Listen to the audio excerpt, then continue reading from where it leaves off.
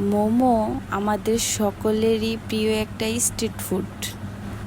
আর যদি সেটা আমরা বাড়িতেই বানিয়ে ফেলি তাহলে কেমন হয়? আজকে আমি চিকেন মোমো কিভাবে বাড়িতেই বানিয়ে ফেলতে পারো অতি সহজে। মোমো বানানোর জন্য আমি নিলাম 1 কাপ ময়দা, লবণ, তেল দিয়ে মিশিয়ে রাখলাম। এখানে আমি মুরগির বুকের মাংসটা নিয়েছি, তারপরে এখানে কিমা করে নিতেছি। এখানে কিমা করার পরে মশলা দিতেছি আমি জিরার গুঁড়া, আদা, রসুন, সয়া সস দিয়ে ভালো মতো মিশিয়ে নিব।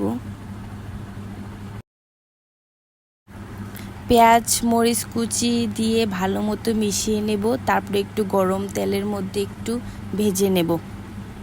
মিশিয়ে রাখা ময়দার ডোটা এখন আমি ছুরি দিয়ে ছোট ছোট করে কেটে নেব। পরে আমি লুচি শেপ করে নেব।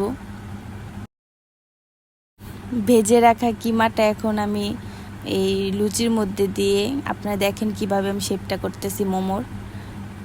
এটা আমি এখন করে নেব শেপটা করে মোমো।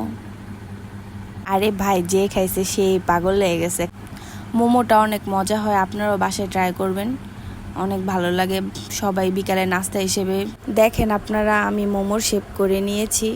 এখন আমি একটা স্টিমারে একটু হালকা তেল ব্রাশ করে মোমোগুলা দিয়ে দেব সিদ্ধ করার জন্য।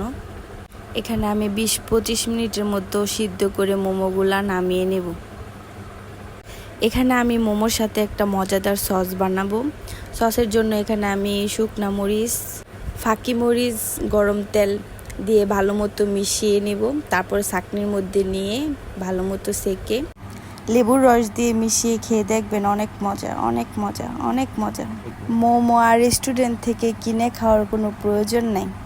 আপুরা, আপনারা বাসায় বানিয়ে খেয়ে দেখবেন, অনেক মজা, অনেক।